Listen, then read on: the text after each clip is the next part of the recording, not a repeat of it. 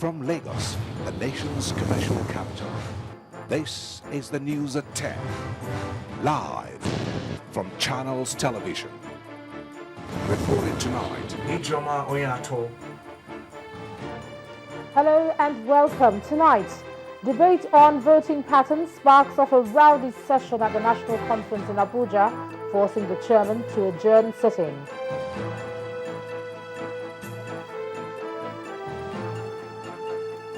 Five policemen and 3 civilians killed in a fresh attack by Boko Haram in Maiduguri, Borno State.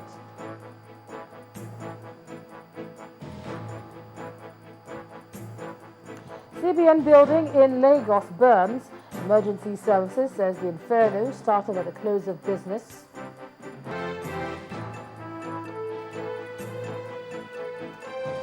And relatives of victims of Malaysia Airlines flight MH370 clashed with police in Beijing. On business news tonight, Nigeria's benchmark rates remain at 12% as the MPC concludes its 2-day meeting in Abuja.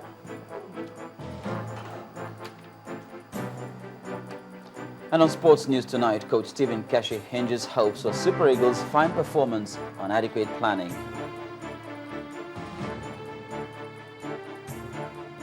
And I'm Linda Kibe from Abuja. Federal government earmarks the sum of 10 billion naira to tackle desertification in the north.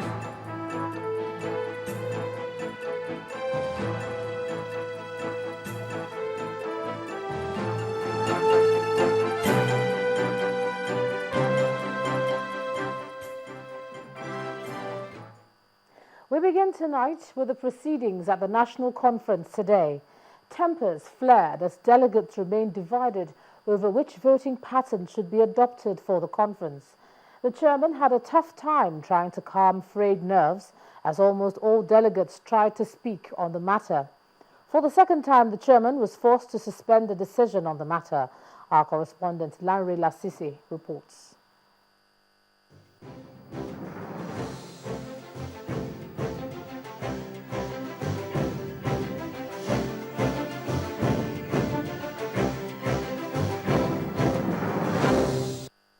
The proceeding for Tuesday was almost a replay of Monday's plenary as the delegates continued where they stopped in their consideration of the draft conference rules. The delegates, however, started by raising other issues. I want to use this opportunity and I ask you humbly, sir, to call on the press to report the proceedings of this conference with all sense of responsibility. I've seen the items complaining about.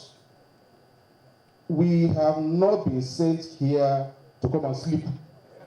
And if the media observes that people are sleeping, they have a duty to publish also photographs. So there's nothing to gag the media, there's nothing assaulting the dignity of persons.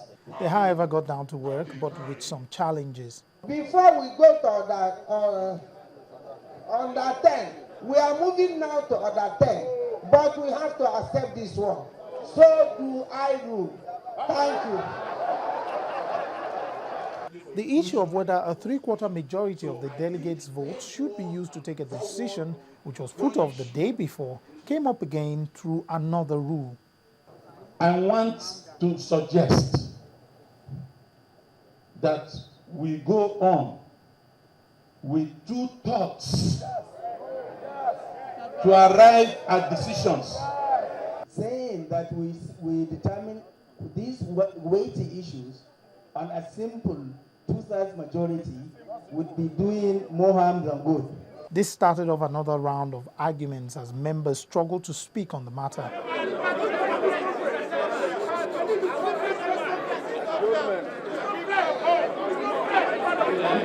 Consensus is all adopted. It's one of the 3/4 things that we are quarreling about. And I rule that full debate will be taken on the matter later. I still stand by that ruling. We should go back to order 10. Thank you.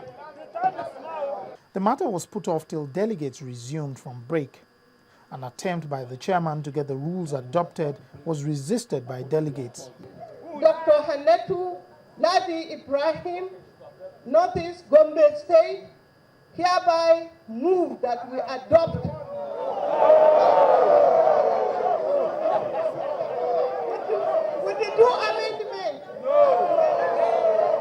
Another round of debate started on the issue with most delegates from the north who spoke supporting the three-quarter rule, while other delegates speaking for the two-third rule. Debate at some point got very emotional.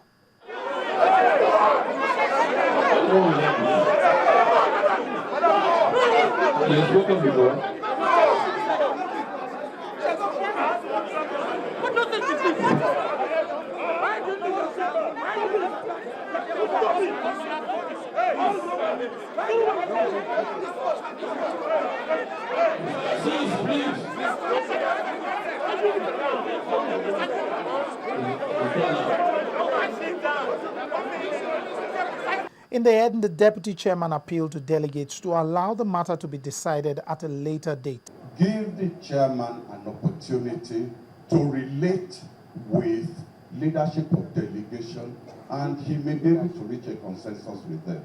Thank you.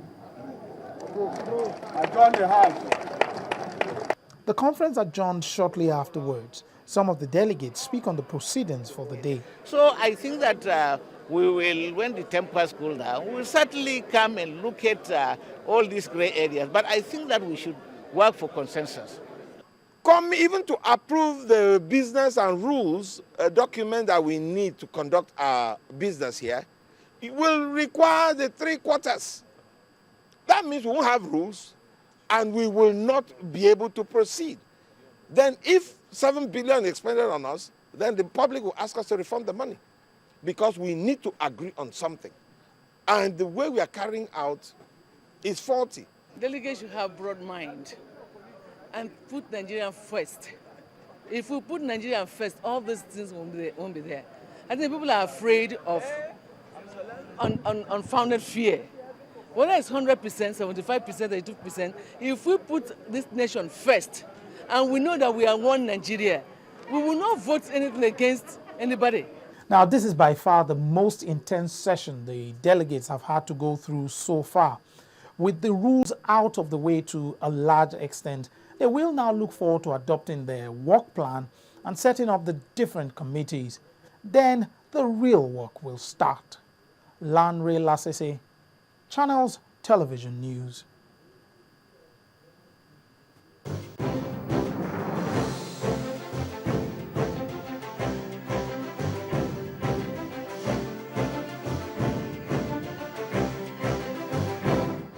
Well, from there we move to security. At least 5 policemen and 3 civilians may have been killed yet again in Maiduguri, the Borno state capital, today. Reports say several others were injured when members of the Boko Haram sect struck on the road to Daluri housing estate close to Bama village. According to an eyewitness, the attackers launched a twin bomb device which hit a police van, killing all of them. Another account says a terrorist arrived at Daluri estate and on sighting the policeman, he ran out of a car loaded with explosives, shouting that he was being chased by Boko Haram members, and when the police got near the vehicle, he detonated the bomb, killing 5 of them. But when contacted, the State Commissioner of Police, Abdullahi Yaguda, dismissed reports of the attacks, saying, however, that a police patrol team along Konduga-Maiduguri Road made an attempt to stop a Golf car suspected to be carrying an improvised explosive device, but the occupants of the car, suspected to be Boko Haram members, and 3 civilians were then killed. In the last 3 days, over 70 people have been killed in separate attacks in Borno State. Meanwhile, what would have resulted in another bloodbath was averted today in Kaduna, that's northwest Nigeria, after an improvised explosive device thrown into a residential area by suspected terrorists failed to explode. Eyewitnesses told our correspondent that 2 men arrived at the Kashim Ibrahim Road in the city around 10 a.m. on a motorcycle carrying the IED in a plastic bag. According to the eyewitness, on getting close to a private secondary school in the area, a short distance from the home of the former head of state Muhammadu Buhari, they flung the IED towards the school. The state police spokesman Aminu Lawan, who confirmed the incident, explained that men of the anti-bomb squad were deployed to the area as soon as they received the information. He said that though the IED was diffused without any damage, the substance was capable of causing havoc. The police are said to be on the trail of the suspected terrorists.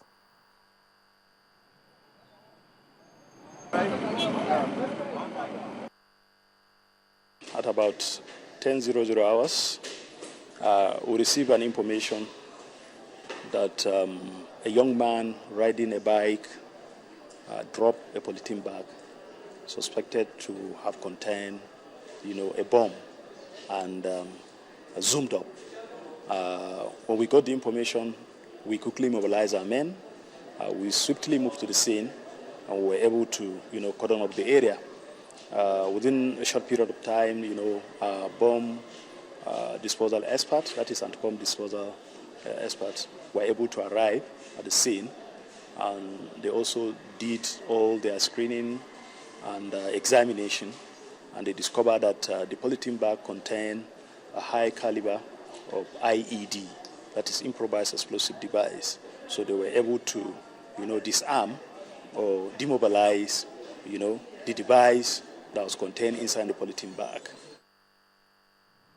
In the meantime, the Minister of Defense, Lieutenant General Aliyu Gusau, has announced plans to visit all military formations across the country. The minister announced this plan during a visit to the defense headquarters in Abuja, Nigeria's capital city. General Gusau said the tour will give him an opportunity to assess the state of military facilities across Nigeria.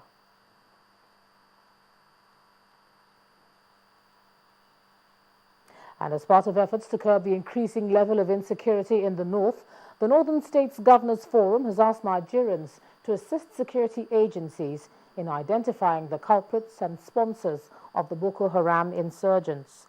At the end of its emergency meeting in Abuja, the forum's chairman and governor of Niger State, Muazu Aliyu, says the recent trip by 12 governors from the north to the United States of America was aimed at providing a strong platform for enhanced cooperation to address issues peculiar to the states in the region.